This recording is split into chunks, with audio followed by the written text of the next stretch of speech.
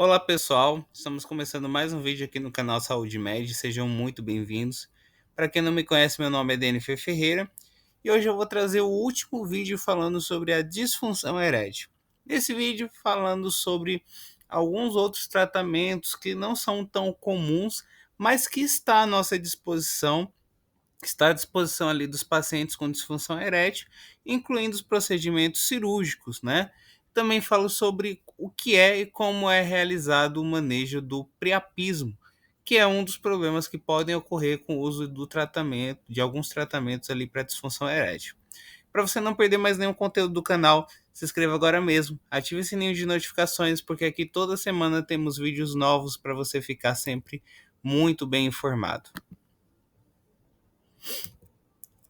E aí, esses tratamentos, gente, que está disponível, né, que não é tão comum também, ele é indicado principalmente para aqueles pacientes em que os inibidores da fosfodiesterase tipo 5 eles são contraindicados, ou seja, o sildenafila, tadalafila, vardenafila, enfim, a gente já falou sobre essas medicações no vídeo passado. Se você não assistiu ainda, eu te convido a assistir, né? O link vai ficar aqui na descrição e também no card aqui ao lado.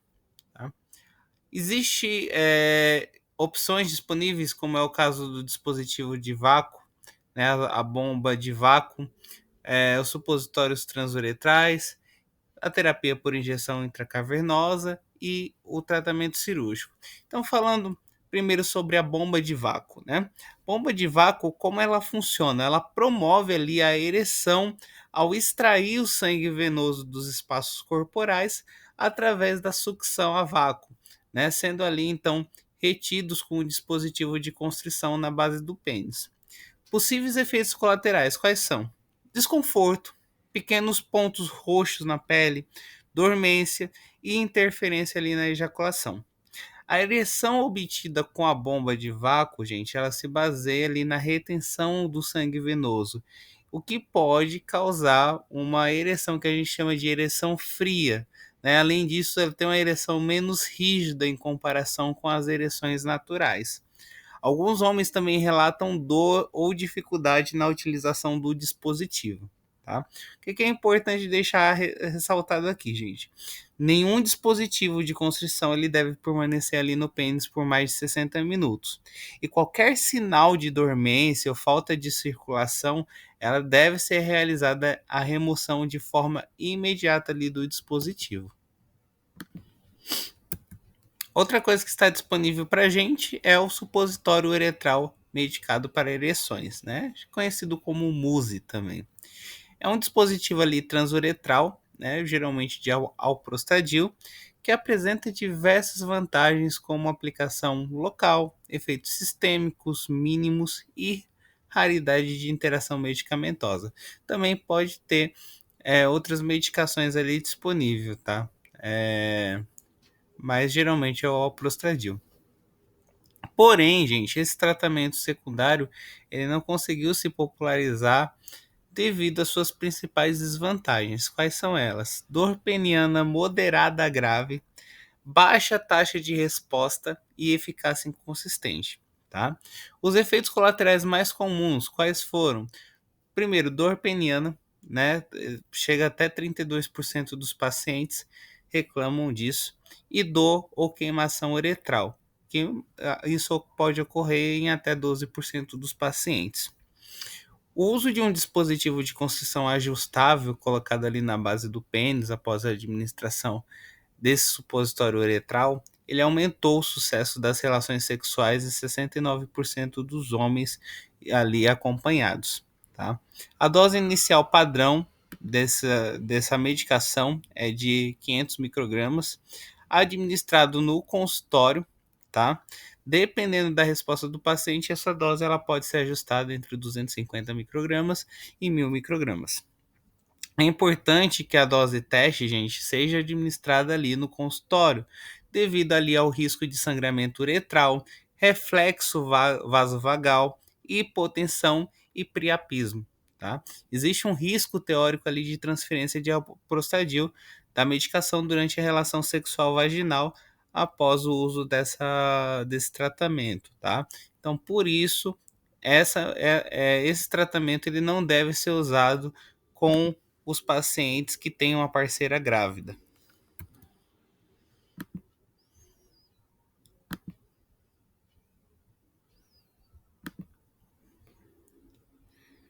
Fugiu aqui um pouquinho, gente.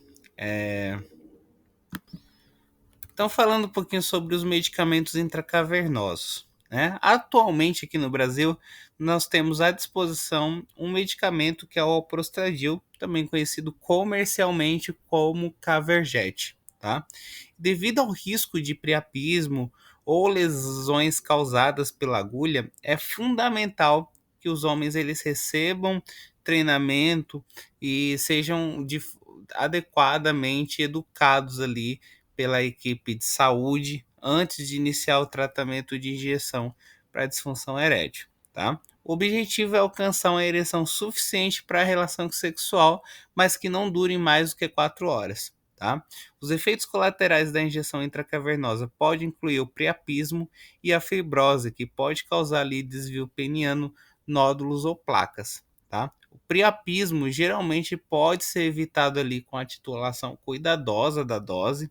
Além disso, a compressão após a injeção ela é recomendada para diminuir a probabilidade de sangramento ou hematomas. Tá?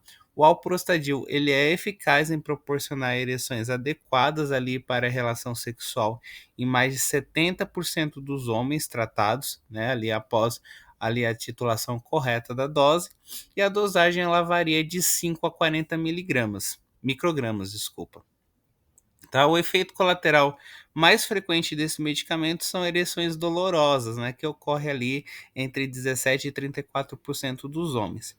Esse efeito hiperalgésico, né, de dor, ela é mais comum em homens com lesão nervosa parcial, como aqueles com neuropatia diabética ou que passaram por cirurgia pélvica radical.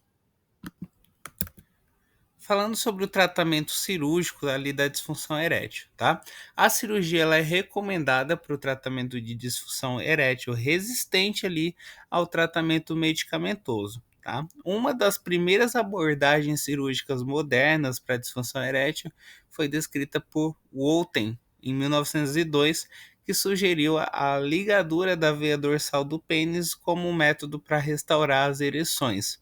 Logo após, né, surgiu a prótese rígida superficial feita de material sintético, porém, nessas primeiras próteses frequentemente se deslocavam sob a pele do pênis e em geral não era satisfatória. Tá? As próteses penianas realmente modernas, elas surgiram ali no início dos anos 70, tá? Sendo ali revolucionárias por serem projetadas para serem colocadas dentro dos corpos cavernosos. Tá? Embora os primeiros modelos apresentassem limitações substanciais, foram as primeiras próteses a proporcionar resultados funcionais e estéticos aceitáveis. Tá? A cirurgia de bypass arterial peniano também foi introduzida como tratamento para disfunção erétil ali na década de 70. A cirurgia venosa para disfunção erétil foi reintroduzida com modificações no início da década de 80, ali para tratar a disfunção veno-oclusiva corporal. Tá? Embora os dispositivos protéticos penianos sejam geralmente eficazes ali para uma ampla gama de pacientes, a cirurgia vascular, tanto arterial quanto venosa para disfunção erétil, tem mostrado eficácia ali em pacientes altamente selecionados, né? Geralmente homens ali jovens e saudáveis com disfunção erétil congênita ou traumática, tá? As diretrizes atuais sobre a disfunção erétil ali de 2018, elas não recomendam a cirurgia venosa para disfunção erétil e sugerem a revascularização arterial apenas para pacientes muito bem selecionados, né, em centros de excelência, né? Além disso, a colocação de prótese peniana é considerada ali o tratamento cirúrgico padrão para disfunção erétil. E aí, falando sobre a revascularização arterial, gente. A revascularização arterial ela oferece aos pacientes a possibilidade de restaurar a função erétil normal sem a necessidade ali de medicamentos, injeções ou dispositivo. A cirurgia de bypass arterial peniano, descrita pela primeira vez ali no início da década de 70, ela passou por várias modificações desde então. Tá? A insuficiência arterial peniana é frequentemente causada por aterosclerose geral, né, associada ali a condições clínicas como hipercolesterolemia, hipertensão, tabagismo e diabetes mellitus. Tá? Pacientes cuja insuficiência arterial é decorrente dessas condições, é improvável que a revascularização peniana seja benéfica devido à provável ali, presença de doenças em pequenos vasos. Tá? Homens jovens e saudáveis com ruptura traumática de um segmento específico da vasculatura peniana são os que têm a maior probabilidade de se beneficiar ali da revascularização arterial peniana. Tá?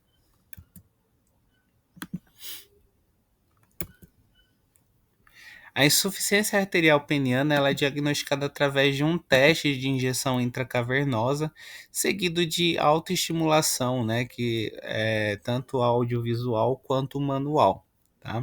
A ultrassonografia duplex do pênis realizada durante o teste de injeção e estimulação pode ajudar ali a avaliar a ecogenicidade ali dos tecidos corporais, a velocidade máxima de fluxo nas artérias cavernosas, a espessura da túnica albugínea e das artérias cavernosas, bem como o diâmetro e a forma das ondas das artérias ali, tá? Se a insuficiência arterial for confirmada, uma arteriografia peniana ou pudendal seletiva ela é necessária para identificar a anatomia vascular peniana, demonstrar a comunicação entre as artérias cavernosas e dorsal e confirmar a localização da lesão arterial obstrutiva ou traumatizada. Tá? Várias técnicas de revascularização elas foram descritas. Tá?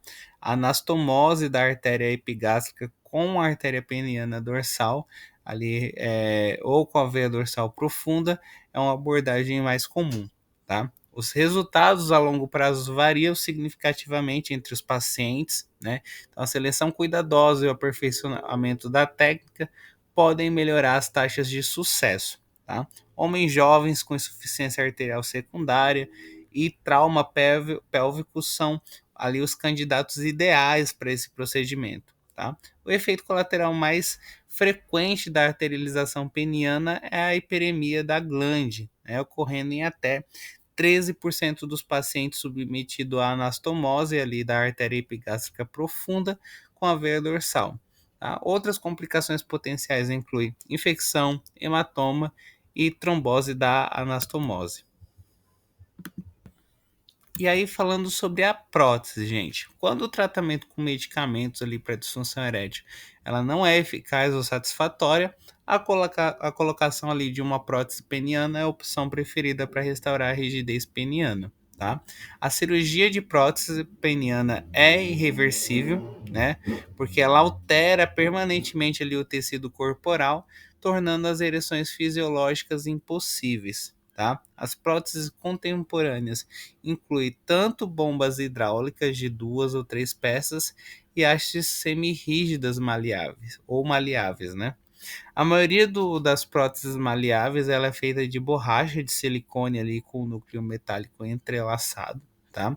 As vantagens dos dispositivos maleáveis são a facilidade de implantação, operação simples e poucas peças mecânicas, né? O que minimiza ali o risco de falha mecânica.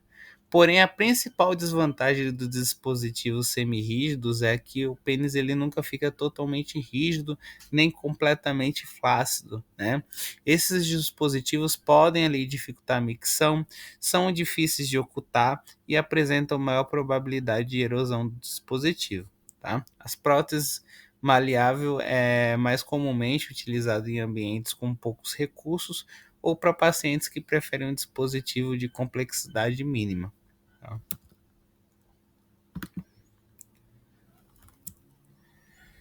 As próteses penianas apresentam taxas de satisfação bem altas, né, acima de 90% no tratamento da disfunção erétil, sendo bastante duráveis ali com a expectativa de duração média de 10 a 15 anos. Né, essa alta taxa de satisfação provavelmente se deve à capacidade das próteses de permitir ereções espontâneas e repetidas, né, ali sem a necessidade de medicamentos ou dispositivos ali externos. Porém, os homens que optam pela implantação de uma prótese peniana constituem ali um grupo autoselecionado e pode representar a população masculina e não pode representar a população masculina em geral com disfunção erétil. Tá? A infecção continua sendo a complicação mais devastadora e temida da cirurgia de implante peniano. Né? As próteses modernas ali são projetadas para permitir a impregnação e a eluição de antibióticos, tá? O que é muito bom. Com cirurgiões experientes, as taxas de infecção são inferiores a 2% para próteses implantadas pela primeira vez, que é um número muito bom também. Tá? É importante ressaltar que o mau controle glicêmico, gente, a curto prazo, né, ou seja, glicose e jejum acima de 200, têm sido associados a um maior risco de infecção. Então, o ideal para pacientes diabéticos é que o controle glicêmico ele seja muito bem feito, tá? E aí falando, gente, sobre o priapismo, né, que é uma das complicações ali de alguns medicamentos, tá? De alguns tratamentos. O que é o priapismo? O priapismo é uma ereção peniana prolongada que ocorre na ausência de estimulação sexual. Existem dois subtipos de priapismo, tá? O não isquêmico e o isquêmico. Falando em relação ao priapismo não isquêmico, gente, priapismo não isquêmico, que anteriormente a gente conhecia como priapismo de alto fluxo, ele é relativamente raro, tá? Existem esse tipo ocorre quando uma artéria cavernosa ela é lesionada, tá? Geralmente após um trauma perineal ou peniano direto, tá? Resultando ali em um fluxo arterial descontrolado dentro dos corpos cavernosos. O priapismo não isquêmico ele é geralmente indolor, tá? E o pênis fica apenas semi-ereto. Pacientes com priapismo arterial normalmente eles procuram atendimento médico mais tarde do que aqueles com priapismo isquêmico, né, devido ao fato de que o priapismo não isquêmico causa menos dor e menos desconforto.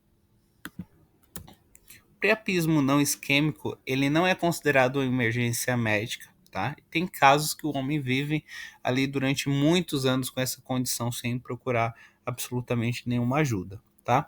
Quando o tratamento ele é desejado, o manejo nosso vai ser, na maioria das vezes, conservador, tá? Como observação, aplicação de bolsas de gelo, né? Ali pode permitir que a artéria cavernosa lesionada ela se feche e restaure o fluxo sanguíneo normal para os corpos cavernosos. Existe também o bloqueio androgênico, né? Que a gente utiliza ali o cetoconazol ou agonistas do hormônio liberador de gonadotrofinas, né? Que ali pode ser utilizados no tratamento do priapismo não isquêmico, possivelmente por reduzir as ereções espontâneas e permitir a cura da fístula.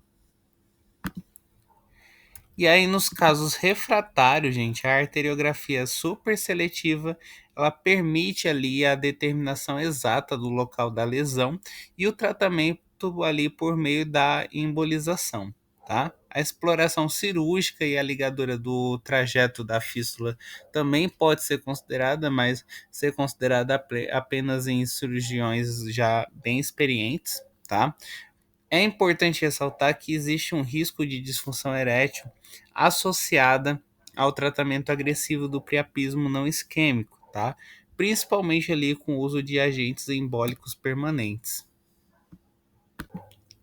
E aí falando sobre o priapismo isquêmico, gente. O priapismo isquêmico, que anteriormente era conhecido como priapismo de baixo fluxo, ele é muito mais comum, né? E se caracteriza ali pelo fluxo venoso inadequado do pênis, restringindo ali o fluxo arterial e criando um ambiente hipóxico acidótico, né? Levando ali a uma ereção dolorosa e prolongada.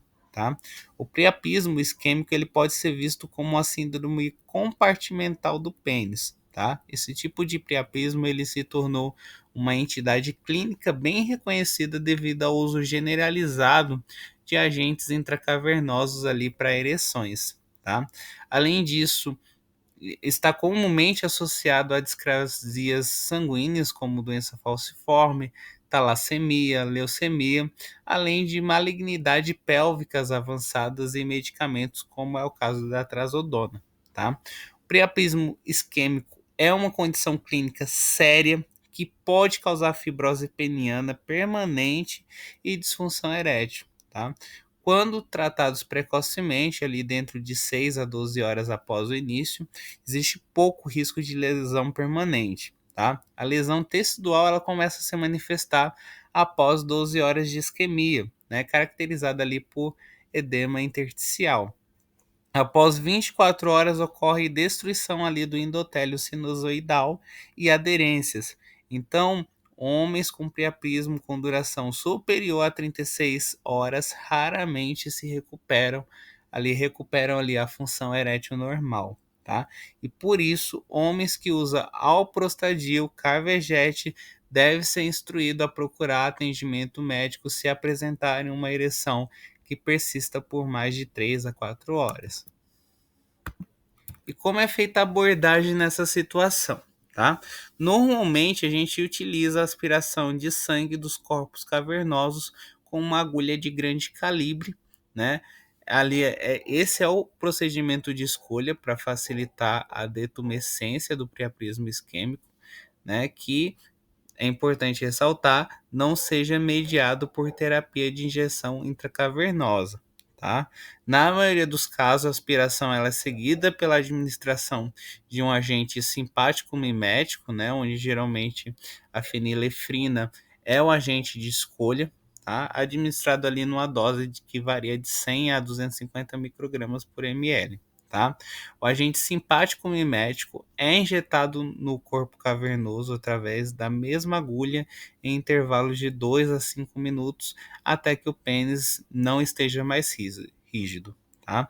Nessas concentrações a gente observa pouco impacto na pressão arterial sistêmica, tá?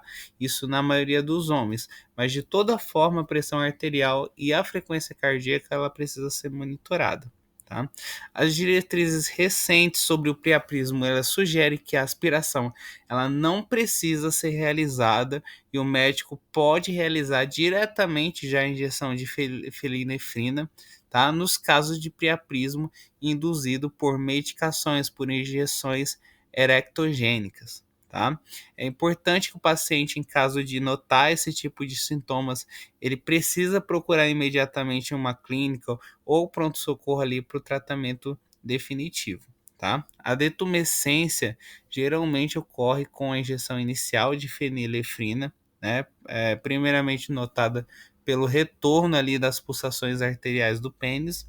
Casos refratários, tá? Que são poucos, aspiração e os agentes simpático-miméticos podem necessitar ali de procedimentos cirúrgicos caso ele não responda a nenhuma dessas opções, né? Nem a aspiração, nem a medicação. Tá? As sequelas a longo prazo do priapismo isquêmico podem incluir cicatrizes e fibrose peniana, né? Deformidades peniana e disfunção erétil. Tá? Estratégias ali para evitar essas complicações incluem a educação dos homens sobre o uso desses medicamentos erotogênicos, né? E o tratamento rápido ali do priapismo, caso ele de fato ocorra. E com isso nós finalizamos esse vídeo, né? E esse assunto também. Se você gostou desse vídeo, deixe o seu like. Lembrando vocês também que temos outros vídeos disponíveis no canal que estão organizados em playlist para que você possa acessar com mais facilidade os conteúdos. Se tiver alguma dúvida, pode deixar aqui nos comentários que na medida do possível eu estarei respondendo. Então até semana que vem, um grande abraço a todos e até mais. Tchau, tchau.